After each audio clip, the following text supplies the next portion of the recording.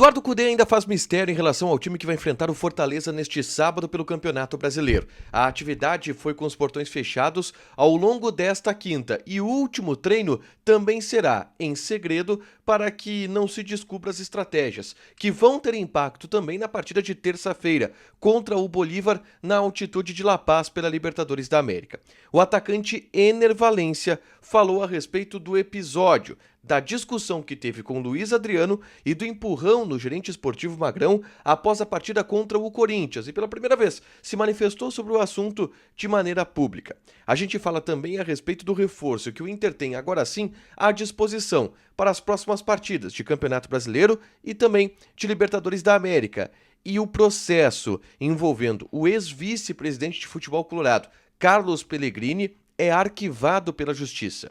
Esse é o Diário do Inter KTO desta quinta-feira, 17 de agosto de 2023.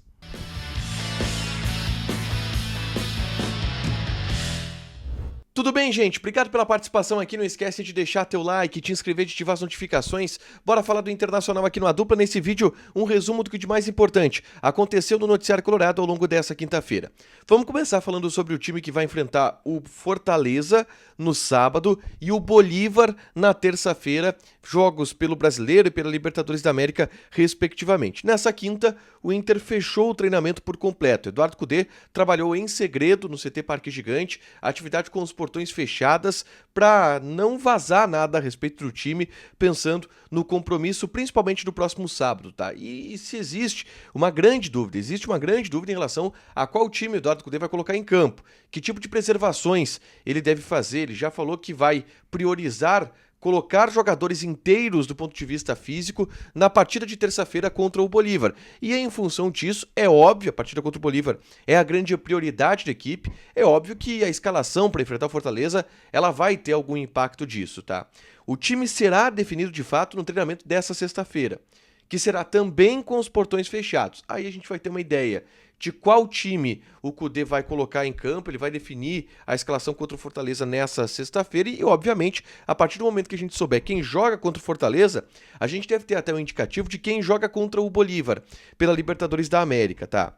Mas o próximo assunto que eu quero falar é sobre Ener Valencia, porque pela primeira vez o atacante se manifestou a respeito do episódio da confusão que ele teve com o Luiz Adriano e com o Magrão, depois do empate contra o Corinthians no Beira-Rio pelo placar de 2-2. O Ener Valencia deu uma entrevista para a ESPN sul-americana e falou a respeito desse episódio, tá? E deu outras declarações bastante relevantes também, tá? Eu vou começar com o que o Luiz Adriano falou a respeito do episódio, com o que o Ener Valencia falou a respeito do episódio com o Luiz Adriano e com o Magrão, tá? Abre aspas aqui para o Luiz Adriano. Ele foi perguntado sobre o que houve que ele deu aquele empurrão no dirigente, com o que ele se irritou. E ele disse: tem momentos que a gente perde um pouco a paciência, não tem controle. Foi uma pequena discussão. O idioma talvez tenha interferido. Eu dizia para ele não me agarrar, que queria sair, e ele não estava me entendendo. Houve um erro de comunicação, relatou o Ener Valencia. Depois ele disse ainda: eu digo aos que me perguntam sobre isso que essas coisas acontecem 10 mil vezes depois de um jogo nos vestiários, só que dessa vez foi em frente às câmeras, foi em frente à torcida e, enfim, isso acabou fazendo com que tudo isso tivesse uma repercussão muito maior, tá? Do que acabaria tendo se fosse, por exemplo, dentro do vestiário. Mas ele disse: no outro dia conversamos e tudo estava tranquilo e solucionado. Foi a primeira manifestação pública do Ener Valencia sobre o assunto. Desde então ele passava na zona mista, não conversava com a imprensa, não tem conversado com a imprensa e agora sim se manifestou, colocou uma pedra em cima desse assunto, tá? Depois, o Ener Valencia também falou sobre o próximo compromisso do Inter pela Libertadores da América contra o Bolívar e sobre a altitude. E vamos lá, a gente até falava sobre isso no Diário do Inter, na hora da Dupla KTO, que o Ener Valencia é um jogador que tem uma certa experiência em altitude, né? Ele joga com a seleção equatoriana em Quito, que também tem 2.500 metros acima do nível do mar. E já jogou algumas vezes na Bolívia. E ele falou sobre isso na entrevista. Ele disse que já jogou algumas vezes em La Paz e que nunca perdeu. E que sempre se saiu bem em La Paz. Então, assim, o Ener Valencia é um cara que o Inter vai ter que colocar como o cara de confiança, o cara com potencial na altitude, porque ele tem esse retrospecto positivo que ele mesmo revelou nessa entrevista pro pessoal da ESPN sul-americana, tá? Próximo assunto que eu trago aqui é a respeito de Hugo Malho. Lateral direito espanhol, que foi apresentado ao longo dessa semana, vem treinando normalmente com um grupo, tá? Ele vinha treinando na Europa enquanto estava sem contrato, chegou aqui em ótimas condições físicas, surpreendeu e está à disposição de Kudê para estrear já no sábado contra o Fortaleza. Aliás, ele inclusive hoje, nessa quinta-feira, saiu no bid, que era a última coisa que faltava para ele poder estrear. Saiu no bid, o boletim informativo diário da CBF, fica à disposição para enfrentar o Fortaleza neste sábado e pode ser inscrito na Libertadores da América para enfrentar o Bolívar. Ele chega para ser o reserva do Bustos, na lateral direita. E vou dizer, tá? Em um desses jogos ele vai jogar. Provavelmente no sábado contra o Fortaleza, eu apostaria, tá? Mas como o Kudê vai fazer preservações, time reserva no sábado, ou jogadores mais alternativos no sábado, eu acho que o Hugo Malho deve jogar contra o Fortaleza sim, e agora ele estando no bid é o primeiro passo para que isso aconteça, tá? Aliás, falando em jogo contra o Bolívar, altitude, preservação, na tarde dessa quinta-feira eu gravei um vídeo aqui no canal falando a respeito do Bolívar, o adversário colorado. Por quê? Porque o Bolívar é um time que tenta revolucionar, de certa forma, o futebol boliviano.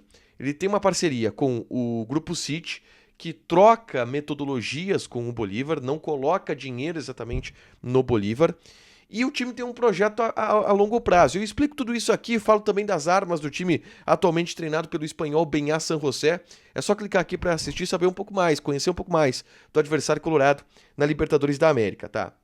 Por último, eu quero falar sobre uma denúncia do Ministério Público que foi arquivada pela Justiça envolvendo o ex-vice-presidente de futebol colorado, Carlos Pellegrini.